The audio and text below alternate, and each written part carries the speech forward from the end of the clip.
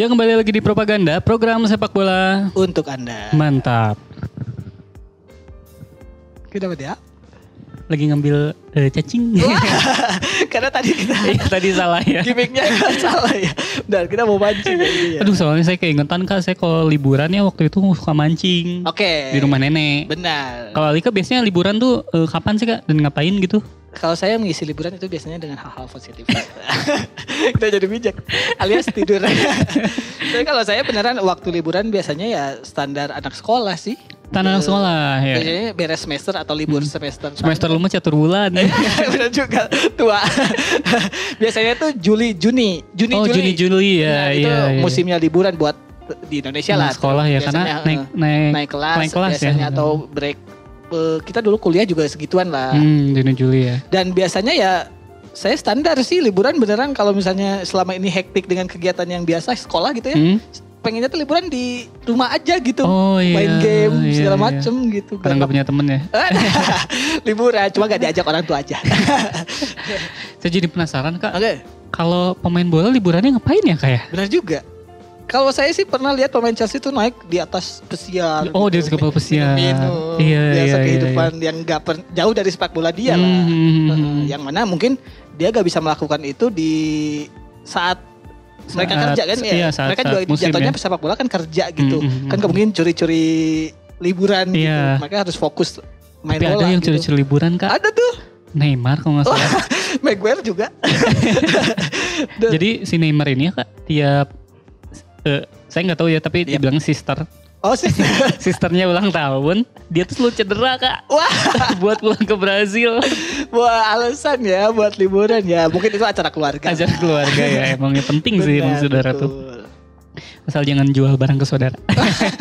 Susah itunya bayarnya. Kita bakal ngebahas soal pertandingan pramusim ya Kak ya. Oke. Dimana saat kita liburan, karena di bola juga kan sebenarnya nggak ada pertandingan ya. Waktu Juni-Juli itu. Tapi para pemain bola ini justru harus disibukkan dengan latihan pramusim. Dan mungkin banyak yang belum sadar betapa pentingnya latihan pramusim lah. Makanya kita akan bahas itu. Betul. Jadi sebenarnya latihan pramusim ini bukan momen yang menyenangkan Kak buat para pemain. Kalau tadi dibilangnya merebut jatah liburan mereka ya penting. Pasti mereka sebel. Bener. Soalnya kan mereka kan berkompetisi itu 9-10 bulan ya. Betul. Jadi full gitu main, apalagi kan mereka mainnya fisik lah. Dan mereka cuma punya 2-3 bulan kosong gitu. Liburan. Nah waktu ini tuh kan sebenarnya enaknya dipakai buat santai ya. Karena 10 bulan main bola mulu gitu. Dan sayangnya hal itu nggak bisa full dipakai sama pemain Kak, karena klub menyelenggarakan yang namanya latihan pramusim. Belum gitu. tur pramusim namanya. Belum tur pramusim. Perjalanan juga. Nah biasanya si tur pramusim ini juga berpengaruh ke gairah si pemainnya tersebut. Kalau yang tadi disebut 9-10 bulan dia jangka waktu main bola, itu kalau di tahun itu tidak ada pagelaran sepak bola event besar juga. Benar. Jadi kalau misalnya dia pemain timnas gitu ya, di Juni-Juli kan biasanya ada World Cup, ada juga Euro. Betul. Kalau di Amerika, di Copa Amerika, di Amerika mungkin ada Copa Amerika, terus ada Piala Afrika. Jadi Piala Afrika Januari. Oh benar. Salah lah gitu kan. Jadi sebenarnya nggak ada tuh waktu libur buat pemain bola. Bisa jadi dalam satu, kalau dia pemain jago gitu ya, dalam satu tahun dia akan mengisi bulan-bulannya dengan sepak bola dan latihan gitu. Jadi ya kalau pramusim ini akan berpengaruh ke gairah mereka bermain, karena mereka liburan mereka jadi kepotong gitu. Dipotong benar-benar. Terus ada pernyataan Kak dari idola saya Yaya Toure. Jadi dia ngaku nih kalau sebenarnya dia juga nggak suka sama yang namanya pramusim gitu teh. Tapi Toure juga ngelatih tim mudanya Manchester City ya. Udah jadi dia dia menegaskan kalau pemain juga butuh sebenarnya latihan pramusim tuh. Soalnya pramusim ini jadi fondasi buat latihan fisik ke depannya gitu. Benar. Jadi biasanya di pramusim ini teh fisiknya teh digenjot terus gitu biar mereka kuat. Kelihatan gitu. apalagi kalau dia teh abis liburan gitu kan harus langsung. Iya. Gitu. Yang kayak siapa yang gemuk tuh? Yang pemain Nasri kelihatan dia kayaknya main bolanya sebulan, liburannya setahun.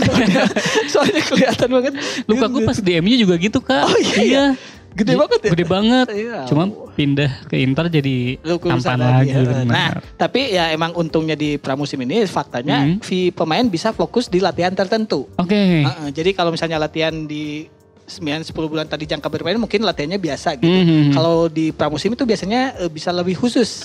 Fokus di area tertentu gitu jadi ya. Jadi kayak Hyuga.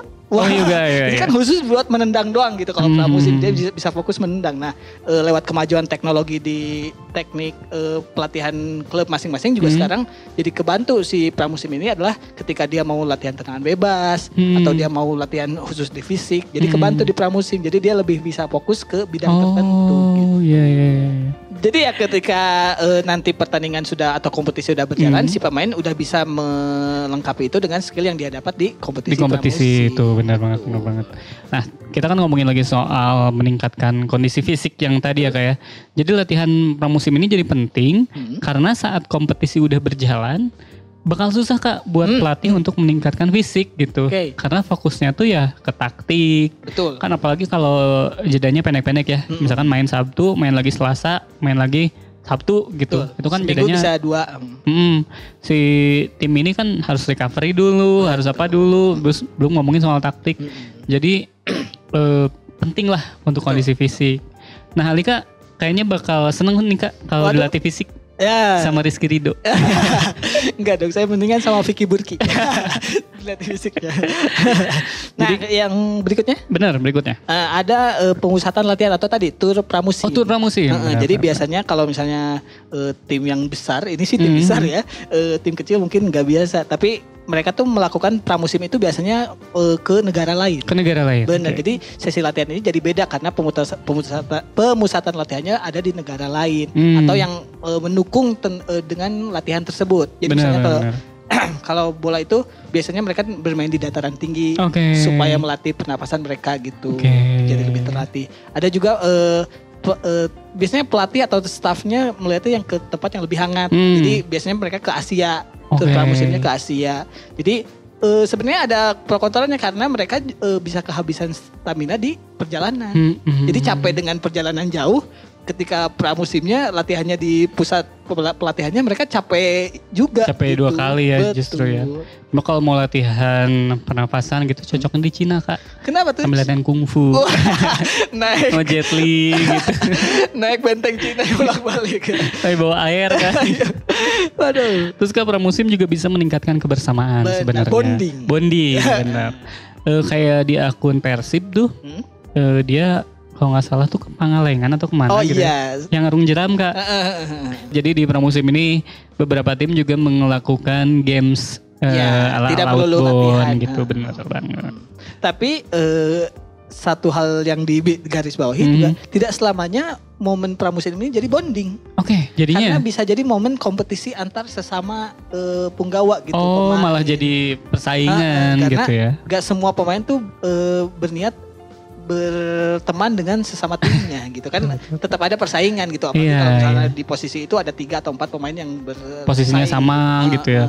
Karena biasanya di pramusim ini adalah masa-masa mereka di mana kompetitif, pengen membuktikan skill mereka ke pelatih. Biasanya orang-orang menganggapnya pramusim doang. Padahal buat pemain ini penting buat menunjukkan skill mereka ke pelatih. Pelatih gitu. Biar dipilih ya. Waktu itu kita cerita tentang masalah Kevin De Bruyne. Kevin De Bruyne itu ketika pramusim di Chelsea dia gak perform. Makanya itu yang membuat dia kan ini sebelum kompetisi berjalan gitu, dia masih bisa berpeluang di rotasi. Makanya pramusim ini bisa jadi gontok-gontokan pemain tuh di sini terjadi. Wah keras juga ya kayak kehidupan di perkantoran. Gak jadi kantor. Terus pramusim juga bisa jadi kayak tadi kata Alika tes buat pemain. Karena pramusim ini bisa menunjukkan mental pemain yang sebenarnya Kak di mata pelatih gitu. Soalnya kalau pemain kadang yang males-malesan nanti pelatih juga ngeliat gitu kayak wah dia udah males-malesan nih apalagi gimana nanti kalau dia menjalani musim gitu. Pramusim aja udah males gitu. Cuma sayangnya pemain ini terkadang mendorong dirinya melebihi batas Kak.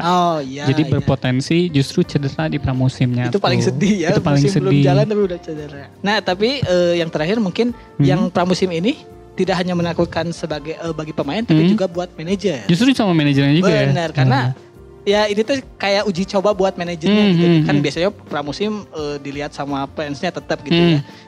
Akan menentukan pelatih ini teh kayaknya kuat gak ya menaklukkan kompetisi gitu. Jadi kalau misalnya di pramusim aja udah kalah terus gitu ya, 2 atau 3 pertandingan kalah, pasti manajer pun akan was-was gitu. Ini posisi saya aman apa enggak gitu. Iya, apalagi bener, pemain kan masih gak bisa dirubah lagi gitu. Benar. Ngomong-ngomong soal manajer Kak, coba pakai dulu topinya Kak. Oke. Waduh Pak Haji. Benar juga. Saya ini cosplay jadi Pak Haji Umum sebenarnya. Tapi namanya Ardi ya. Aduh. Ya jangan kemana-mana, tetap di Propaganda Program Sepak Bola untuk Anda. Mantap.